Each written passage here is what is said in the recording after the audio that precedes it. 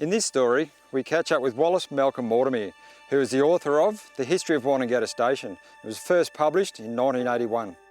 Wally first travelled into Wonnangatta in 1967, and even today, Wonnangatta Valley still remains his favourite hideaway. I went in 1967, and mainly because I'd heard about the valley and I knew that there was fishing in there, and I knew not many people went in there. Just to be a bit of an explorer, you know, I've always been a bit of an explorer. So I wanted to see the valley. It was curiosity mainly. Back in 1967, what were the tracks and what vehicle did you have back in those days? Yeah, it was quite an event. I had a fellow with me and it was a 11 horsepower Land Rover. Yeah, very interesting. She was only small, you know, you take and cut lunch and you nearly had a load. So, but yeah, it was four-wheel drive. So Wallace, who were the first occupants of Wonnangatta Valley? Oh, the first people in there really were Oliver Smith and Ellen Hayes. Oliver Smith was a miner who came from America, and he came over to the diggings at Crooked River. The Crooked River was auriferous gold, and when that was starting to cut out, they moved up to Grant. And there was a lot of people in Grant, 3,500 people at one stage, banks and all that.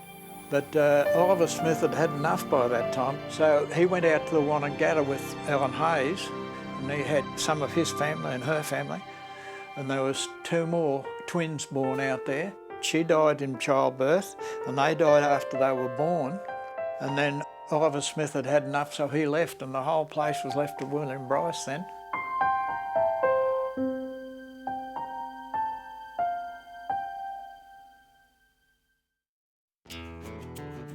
Well, Bryce himself came from Scotland. Annie Quay, she came from St Pancras in London. They didn't know each other before they came out here. And the first documentary evidence is when she had a baby in the Beechworth Hospital. Bryce was a miner and he followed the mining trails. He was mining at Ovens, and from there he went to Growlers Creek, which is just out of Bright. They went to the next big mining strike, which was Grant. His nephew, Alan Calder, was the baker in Grant. I think that's how Bryce got into the Packhorse Trail. I think he used to take flour into his nephew for the miners in Grant, and over the winter months when the trail was cut off, the High Plains Road was cut off, that's when they used to go through Wonnangatta because it was under the snow line. And that's how he first discovered Wonnangatta. When he used to go through there with his Packhorse Trail to Grant, that's when Oliver Smith was living there, Oliver and Ellen Smith. And they were living there, and they used to make that an overnight stop, and that's how he became friendly with Smith. And when gold cut out in Grant, he reckoned he had to go somewhere, and he evidently wanted land, so he formed a partnership with Oliver Smith, and that's how he came to go into the valley then, about 1871. The long flat mountain ridge behind me is the Howard High Plains, and in the mid-1800s the Bryce family had an 80,000 acre mountain lease where they ran their cattle. They also used that to come in and out of the valley via horseback. So they used to breed their cattle in the summertime.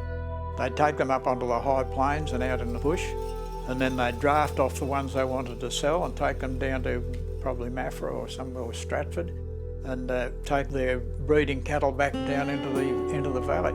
There was only cattle here because there was a lot of dogs around, a lot of wild dogs, and sheep wouldn't have lasted very long. This is a fine example of bush carpentry from yesteryear.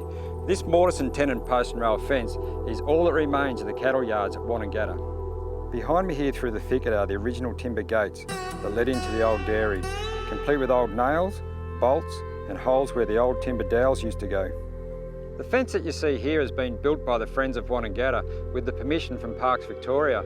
It's been erected to look like it did back in its heyday. So when the Bryces first moved into Wonnangatta, what were the living conditions like of the property? They had built a 5-room cabin, much the style of, logs lying on top of each other. And there were 5 rooms in it. The biggest room was the kitchen, and then the other rooms were very, very small. As the Bryces prospered and the children got a bit bigger, they made another extension out the front, another 6 rooms. Yeah, quite a big building. But they had a pit saw, in fact, where they used to saw their own timber. The saw pit was located about a kilometre from the homestead, where the best timber for building could be sourced. It was easier to transport cut timber to the house than drag large logs to the homestead to be cut. The Bryces liked English things. They planted a lot of English trees, a lot of English pines, but they would have also planted those acacias, those false acacias. The main use would be for using for handles. You know, handles for, shovels and axes and all that. Now, the only way to bring building materials into the valley were on pack horse via the bridle track. All the sheets of iron were cut into short lengths to make it manageable for the pack horses and then erected on site. We often wondered how they got some of the things in there that they did. They took a water tank, but it was only in pieces, only in the rounded sections. They took them in on a horse, hanging over the horse on a couple of chaff bags.